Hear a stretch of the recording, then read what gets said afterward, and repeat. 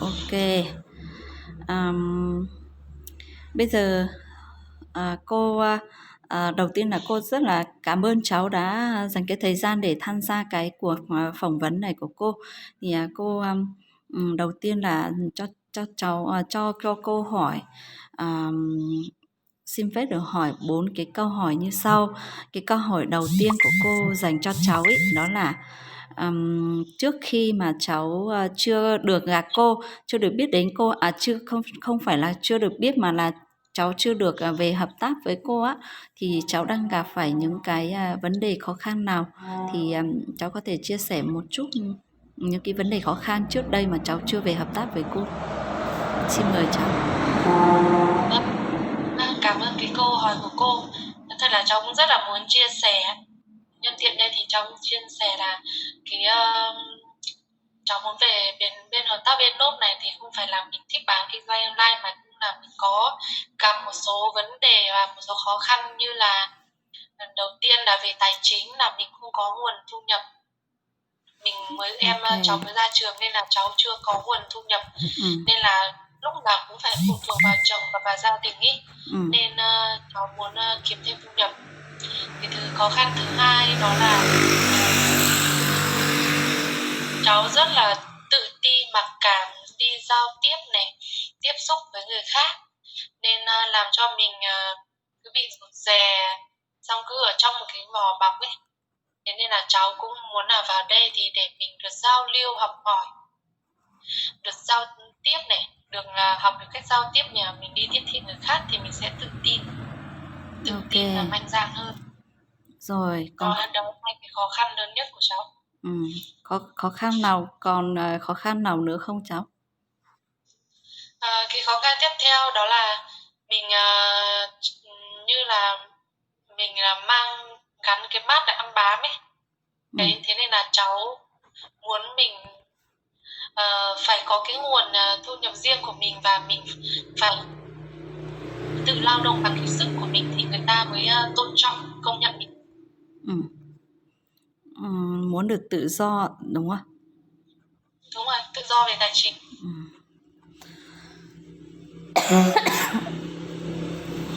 Rồi, ok cháu. Hết những cái khó khăn của cháu chưa? Nói chung là rất là nhiều khó khăn luôn, những cái khó khăn lớn, khó khăn bé, kể thì không hết, nhưng mà đấy là những cái khó khăn mà lớn nhất của cháu. Về khó khăn về hai vợ chồng thì sao? Về giữa hai vợ chồng thì cũng có, nghĩa là không không có cái tiếng nói riêng, nó không có tiếng nói chung ấy. Là hai xích mích mâu thuẫn rất là nhiều, mình chưa có nhiều giải pháp để mình giải quyết được các tình huống, hay là để mình giảm được cái sự căng thẳng giữa hai vợ chồng ấy. Cứ nối tiếp mâu thuẫn thôi, nên là làm cho cái cuộc hôn nhân giữa hai vợ chồng thì cũng không được hạnh phúc, không được trọn vẹn. Rồi, ok cháu. Cảm ơn cái câu hỏi. Cảm ơn tất cả những cái phản hồi về khó khăn của cháu. Bây giờ chúng ta sẽ chuyển sang cái câu hỏi thứ hai mà cô muốn dành cho cháu ở đây, đó là vậy thì khi mà cháu gặp những cái khó khăn như vậy á, thì cháu đã có những cái kế hoạch gì, hay là cháu đã tìm đến những cái giải pháp như thế nào để có thể là hỗ trợ cho cái vấn đề của mình hay cải thiện vấn đề của mình, và cháu đã đạt được những cái kết quả gì hay chưa?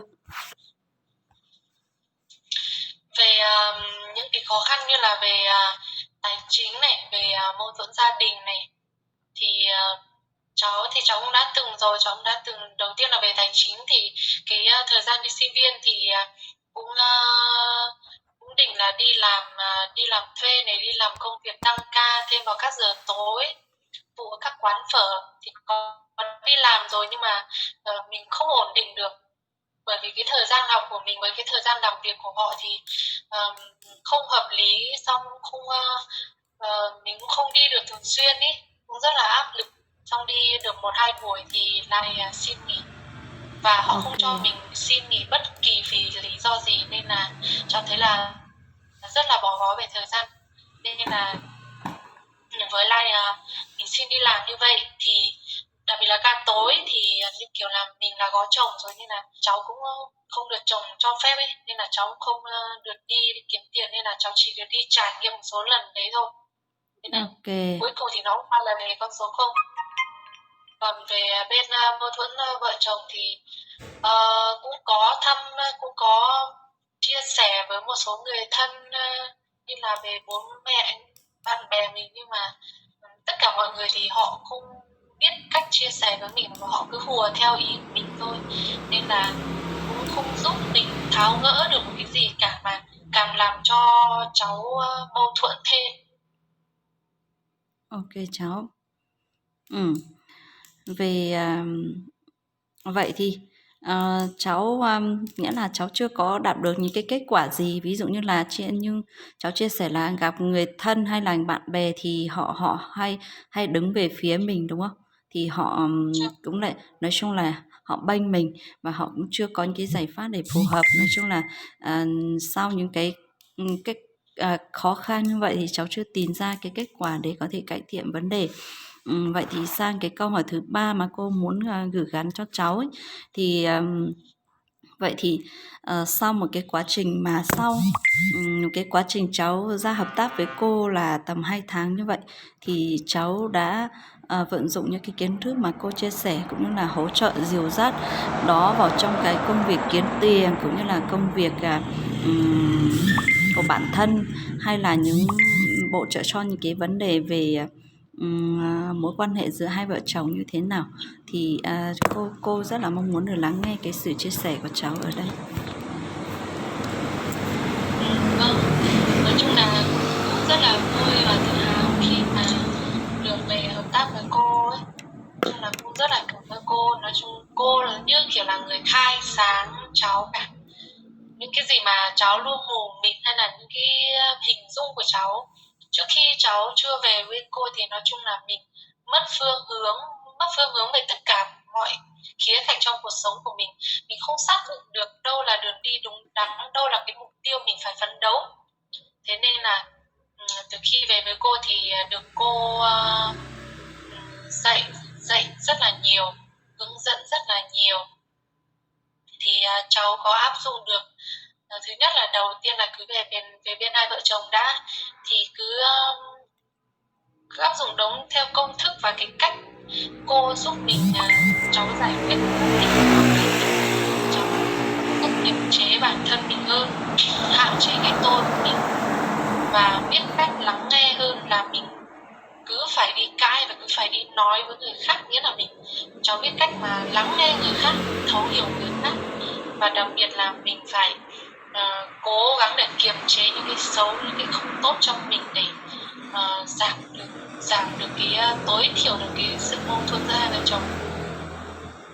Okay. Còn về tài chính thì nói chung là cháu mới về bây giờ thì bảo là kiếm được nhiều tiền thì cũng không chưa được nhiều đâu, mà so với những lúc trước thì nghĩa là mình đã có thể kiếm được tiền, và những cái khoản chi tiêu đấy thì cháu cũng đã kiếm được và nó giúp cho cháu trong những cái khoản chi tiêu lặt vặt của mình. Bởi vì bây giờ thì cháu cũng chưa có cái gì phải dùng quá nhiều cả, mà nghĩa là cháu cũng có được các khoản để cho mình đi lại ăn uống, là cháu đã kiếm được tiền cho trang trải cho cái việc đấy rồi. Nên là chồng cháu thì cũng bớt lo về cái điều mà mỗi lần vợ mình đi đâu hay là chuẩn bị đi đấy thì cũng phải chuẩn bị đưa tiền cho vợ mình. Bây giờ thì cháu đã tự có được cái khoản tiền riêng để cho việc đi lại ăn uống ngủ nghỉ của mình. Ok, vậy thì cho cô hỏi là một chút về cái đây là cái câu hỏi mà cái câu hỏi thứ hai mà cô đã dành cho cháu ở đây, thì mình sẽ sang một câu hỏi thứ ba chứ. Ở đây cháu mình sẽ sang một cái câu hỏi thứ ba, đó là cô rất là mừng khi mà cháu đã đạt được những cái kết quả và những cái gì cô đã dành cho cháu, là cháu luôn tận dụng hết vào trong những cái vào chính bản thân mình, vào cái cuộc sống vợ chồng cũng như là trong công việc. Rất là xin được chúc mừng cho cháu. Thì cô muốn có 3 cái từ khóa ở đây, đó là muốn dành cho cháu ở đây. Thứ nhất là cô có cái từ khóa về tự tin. Vậy thì những cái gì mà cô đã hỗ trợ cho cháu trong thời gian vừa qua đã giúp cho cháu cảm thấy tự tin như thế nào trong cuộc sống này, trong công việc này, đấy, trong cuộc sống hôn nhân, tình yêu. Đấy thì cháu có thể chia sẻ một chút về cái gọi là đã giúp cháu tự tin như thế nào.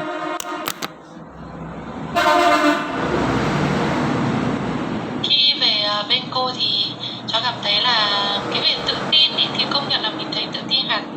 Ví dụ như kiểu là tự tin đứng trước camera này để trao đổi với cô, đấy cũng là một cách giúp cháu tự tin hơn. Và đặc biệt ví dụ là tự tin nhất trong cái việc rằng cháu đã dám làm MC dẫn chương trình cho cô.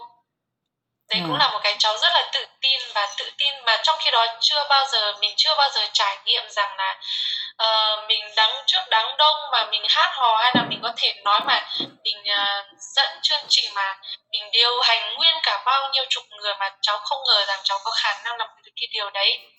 Và cháu thấy là mình rất là tự tin điều thứ nhất là điều đấy. Thứ hai là mình tự tin rằng mình có khả năng là mình kiếm được tiền, mình có khả năng kiếm được cái nguồn thu nhập cho mình. Thế nên là cháu rất là tự tin, bởi vì mình chưa đến cái lúc mà mình phải kiếm được rất là nhiều tiền cả, nhưng mà mình đã kiếm được một ít như vậy mà cũng đã giúp cho cháu tự tin hẳn lên. Mỗi lần mà mình cần mua những cái lặt vặt mà mình không cần phải là đợi người khác đưa tiền cho mình mới mua được, mà cháu đã tự mua được cho mình, tự sắm được cho mình. Thứ hai đó là cháu tự tin được đi giao tiếp, đi tư vấn khách hàng của mình, thoải mái đi giao lưu với tất cả mọi người, và không còn là một con người mà rụt rè, tự ti, mặc cảm như lúc trước nữa. Gần như là cháu lột xác hoàn toàn khi về bên cô và tham gia được các khóa học cô, thì cháu cảm thấy là cháu lột xác được rất là nhiều. Rất là tuyệt vời. Cảm ơn cháu. Vậy thì cái từ khóa của cô đó là về từ thấu hiểu, thì đã giúp cho cháu cảm thấy thấu hiểu trong cuộc sống của mình, công việc, rồi những cái thứ khác như thế nào. Cháu có thể chia sẻ một chút về lĩnh vực về thấu hiểu, một cái lĩnh vực nào đó cụ thể ở đây. Vâng, nói chung là về thấu hiểu thì thấu rất là nhiều điều, nhưng mà cháu tâm đắc nhất một điều đó là thấu hiểu được cái giá trị của đồng tiền và cái công sức của người ta làm ra một đồng tiền. Người ta ở đây là bố mẹ và chồng cháu. Trong cái thời gian cháu là sinh viên 4 năm thì chồng và bố mẹ là nuôi cháu ăn học, và trong khi đó thì chồng là người nuôi mình nhiều nhất. Mình thì chỉ biết tiêu tiền thôi, chỉ biết xòe hai bàn tay ra, cứ hàng tháng là cứ gửi đều cho mình, và mình không biết cái giá trị đồng tiền của họ. Mình không biết rằng họ phải vất vả như thế nào mới ra được từng đồng tiền đấy để cho mình ăn học. Mà trong khi đó mình chỉ biết nhận thôi, mình có khi một câu cảm ơn cũng không biết cảm ơn. Và nhiều khi họ bảo là không có đâu, tiêu tiền ít thôi, người ta mới nhắc nhở mình như thế này. Mình đã cảm giác là rất là khó chịu, xong còn buồn bực với họ nữa. Thì đến tận bây giờ thì về đây thì cháu mới thấy rằng là kiếm được ra một đồng tiền nó rất là khó.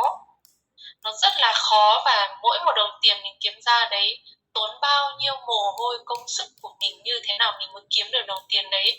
Và cháu cảm thấy là mình rất là trân trọng cái đồng tiền mà cháu kiếm được ra. Và mỗi lần cháu kiếm được tiền thì cháu luôn biết cảm ơn nó, biết cảm ơn vì đã đến với mình, đã mang được những cái giá trị để mình mua được những vật chất và tinh thần cho cháu. Nên là từ cái điều đấy thì cháu cũng hiểu được rằng thật ra cái đồng tiền mà kiếm bố mẹ nuôi mình, chồng mình nuôi mình không hề dễ, nó rất là khó. Những cái điều mà họ luôn nhắc mình nên biết tiết kiệm tiền ý, không phải là họ không muốn cho mình, mà là họ muốn biết là để cháu biết trân trọng cái đồng tiền đấy, biết trân trọng, quý trọng cái giá trị của cái đồng tiền đấy. Ok. Vậy thì ví dụ như cháu cảm thấy cháu thấu hiểu điều gì, cháu làm điều gì ở đây, cháu có thể chứng minh cho cô là cháu đang làm cái điều gì á, điều gì đấy mà cháu giúp cho cháu có thể nhận ra giá trị của đồng tiền. Có phải là cháu từ khi cháu về hợp tác với cô, cháu bắt đầu cái công việc là bán hàng, đi kiếm tiền, tự đi bằng đôi chân của mình, bằng cái công việc là về hợp tác với cô bắt đi bán hàng, hay là cháu nhận ra là vì do đi bán hàng kinh doanh, hay là do mình làm những cái công việc như ở nhà, cháu thấy cái chi tiết nào giúp cho cháu thấu hiểu và ngấm và hiểu về cái đồng tiền? Thì nói chung là cái việc mà để giúp cho cháu thấu hiểu được cái giá trị của cái đồng tiền và coi trọng ấy, thì nó cũng có hai cái cạnh, đó là nó cũng liên quan tới nhau. Đó là ở nhà thì cũng không phải cũng đi làm nương dậy suốt, và đặc biệt là bán hoa quả cho bố mẹ thì rất là vất vả trong cái việc đi hái táo, bán táo, rất là vất vả luôn, rất là nặng, mệt nhọc, nắng mưa cũng đi hết, đường trơn như thế nào mình cũng phải đi làm, đi gánh chở này rất là nặng và mệt, cháu thấm dầm từ đấy. Và tiếp theo, điều thứ hai là khi cháu vào bên lớp thì cháu đi, cái này là cháu tự nhận thức được rằng mình cần phải kiếm tiền, và khi mà cháu đi kiếm tiền thì cháu không nghĩ rằng nó khó đến thế, nhưng mà thực sự là rất là khó, rất là vất vả luôn. Cháu không nghĩ được rằng là lúc đầu thì mình cứ nghĩ rằng là cứ thế vào bán thì được thôi, nó đơn giản thôi, nhưng thật sự là muốn đặt được một cái đơn hàng của khách hàng thôi là tốn hàng trăm lượng calo này, bao nhiêu trí não của mình để mình cố gắng chiều chuộng để tư vấn như thế nào tốt nhất để lấy lòng được khách hàng. Thế nên là chốt được một đơn là mình cảm giác như kiểu là mình nhận được bao nhiêu đống tiền đống vàng về cả. Thế nên là cháu thấu hiểu được từ những cái điều mà do những trải nghiệm của cháu mà ra. Ok cháu, rất là cảm ơn cháu. Vậy thì cái từ khóa thứ 3 của cô đó là nó đã giúp cho cháu cân bằng được cuộc sống của bản thân mình như thế nào? Là cái gì cháu không nghe rõ. Cái từ khóa thứ 3 của cô đó là từ khóa về cân bằng á, thì những cái kiến thức mà cháu vận dụng và cháu được học và qua sự dìu dắt của cô thì nó đã giúp cho cháu cân bằng như thế nào? Cháu có thể chia sẻ chi tiết cụ thể ở đây. Cái điều cân bằng này thì đây cũng là một cái từ khóa mà cháu thấy là nó hiện hữu trong cuộc đời của cháu, và hiện tại bây giờ khi về bên cô thì được cô dạy truyền lại rất là nhiều kiến thức, kỹ năng cho cháu, đặc biệt là cái vấn đề giữa vợ chồng mình cân bằng hạnh phúc giữa hai vợ chồng. Ví dụ như là trước kia thì ba không nói xạo, cứ 3 ngày gặp một cãi nhau một lần, 3 ngày cãi nhau một lần, toàn như vậy thôi, nên là làm cho mình có cái cảm giác không phải riêng cháu mà ngay cả chồng cháu cũng thế, nản cực, mà hình như mà còn đến cái lần mà không muốn lấy nhau nữa, nói đến cái lần mà chia ra, ly hôn đi, không muốn lấy nhau nữa, nhiều khi không muốn nói với nhau một câu nào mà dẫn đến cái tình trạng đấy. Bởi vì do là đặc biệt là cháu thì cháu sẽ không đổ lỗi cho chồng cháu cả, mà cháu sẽ tự nhận lỗi của cháu rằng là do cháu còn quá trẻ. Thứ hai là chưa biết cách thấu hiểu chồng của mình, chưa biết cách kiềm chế cảm xúc của mình, để cái cảm xúc của mình cứ theo một cách tự nhiên thôi, mình không kiềm chế được cái gì cả, và mình không biết đặt vị trí của mình vào vị trí của người chồng mình để mình thấu hiểu, mình hiểu họ. Thế nên là cháu chỉ biết chiều theo cái cảm xúc của cháu, và cháu làm theo những gì cháu thích. Thế nên là làm cho hai vợ chồng liên tục cãi nhau, chỉ một cái việc tí xíu thôi mình không chịu được, một cái việc to việc nhỏ gì đấy cháu cũng nóng bực này, nóng giận này. Nhưng mà khi về bên cô thì cháu đã dần kiềm chế được cái tính đấy của mình. Cháu dần thấu hiểu chồng mình hơn, và chồng mình thích những cái gì, chồng mình muốn mình làm như thế nào. Thay vì mình cãi, mình giải thích với chồng, thì mình hãy nói những cái gì mà chồng mình muốn nghe. Đấy, thế nên là như là cái đợt mà hai vợ chồng cũng vừa rồi thôi, hai vợ chồng cãi nhau về cái thế là cháu dỗi, là ông kiểu là đi làm suốt ngày xong về thì cầm cái điện thoại. Thế thì mình cứ nghĩ xong, nghĩ nó cũng rất là đúng, bởi vì cái thời gian tất cả mọi thời gian của chồng mình thì không có một cái khoảng thời gian nào chồng dành riêng cho mình cả. Cái thời gian nhiều nhất thì dành cho công việc, thời gian ít thì dành cho chiếc điện thoại. Thế nên là mình lại nghĩ đến cái việc là thế mình làm cái gì, thế lấy mình về làm cái gì, thế lấy cái điện thoại đi, lấy mình làm cái gì. Đấy, mình tự nghĩ mình như vậy, xong giận dỗi. Thế là ông chồng chán biết cái gì cả, ông không thèm nói cháu hay là xin lỗi, là bảo là thôi chồng thế này, chồng có lỗi gì thế này, không bao giờ tỏ vẻ có lỗi đâu. Làm ông luôn một trạng thái rất là điềm tĩnh nhá, tôi chẳng làm gì có lỗi, tôi không cần phải ăn năn có lỗi gì đâu. Thế là đến buổi trưa thì ông chồng bảo là chồng đi làm việc cật lực ngày đêm như thế này mà vợ về xong nhìn thấy cái mặt vợ như thế, ở không được thì về nhà đi. Thế nên là cháu càng buồn cơ. Thì mình mới nghĩ xong mình mới bảo là rõ ràng là mình nên áp dụng theo cái công thức của cô thì nó đúng hơn. Sao mình cũng phải lấy mình quá cao để cho mà chỉ vì một tí như thế này thôi mà mình làm cho chồng mình bực tức, trong khi đó chồng mình suốt ngày đi làm từ sáng đến chiều, chiều đến tận tối đêm luôn mới về, trong khi đó chịu bao nhiêu áp lực từ các sếp xuống mắng chửi rất là nhiều. Mà trong khi đó mình là một người vợ mà mình lại không làm cho chồng mình cảm thấy hạnh phúc ấm cúng hơn đi, còn làm cho chồng mình cảm giác khó chịu hơn nữa thì thế thì mình có phải là cái chỗ dựa vững chắc của chồng không, là hậu phương vững chắc của chồng không? Thì cháu mới nghĩ xong cháu tự dằn vặt mình, cháu bảo là quay ra và ôm chồng mình, đừng có mà cái mặt mà nó cứ lúc nào cũng đần ra, xong người ta nhìn người ta đã thấy ghét rồi, dằn vặt mãi. Thế mới cố thúc đẩy mình quay ra ôm chồng. Thế là tí chuyện nó khác về bình thường, nó sẽ lại trở về trạng thái cân bằng giữa hai vợ chồng. Nên là cháu thấy được rằng là áp dụng theo cái công thức này, những kỹ năng, những cái cách giải quyết tình huống cô dạy cho cháu thật sự là rất là hiệu quả. Chẳng qua là cháu có áp dụng không, và áp dụng có thường xuyên và có đúng không. Nên là cháu thấy là đây là một cái việc rất là tốt để cháu cân bằng giữa hạnh phúc giữa vợ và chồng. Ok, rất là tuyệt vời. Cái câu chuyện vợ chồng của cháu á, cô nghe cảm thấy thật sự là xúc động, và nó sẽ là một cái câu chuyện truyền cảm hứng cho rất nhiều những cái chị em trong cuộc sống này, không chỉ riêng mỗi mình cháu, mà đặc biệt là các bạn trẻ trong độ tuổi mới kết hôn. Chúng ta chưa được trang bị mà chúng ta vào yêu nhau một cái, đấy là quyết định yêu nhau, sống với nhau luôn, mà không có một cái gọi là tư trang gì cho cái cuộc sống hạnh phúc của chúng ta trước khi bước vào hôn nhân. Thì câu chuyện của cháu cũng sẽ là một cái câu chuyện truyền cảm hứng, cũng như là một cái bài học cho rất nhiều những các bạn ở ngoài kia. Cô rất là tự hào và hạnh phúc khi mà nó đã đem lại cho cháu rất nhiều thứ. Cảm ơn cái cuộc phỏng vấn của cháu. Chúc cháu có cuộc sống hạnh phúc và tự do trong thành công trong cuộc sống và trong công việc. Cảm ơn cháu. Vâng, cảm ơn cô. Ok. Cũng cho là nhiều khi họ nhìn thấy mình thì họ cứ bảo là thôi đây chỉ là giả tạo thôi, tất cả nó là xếp đặt hết rồi, nhưng thật sự là không phải.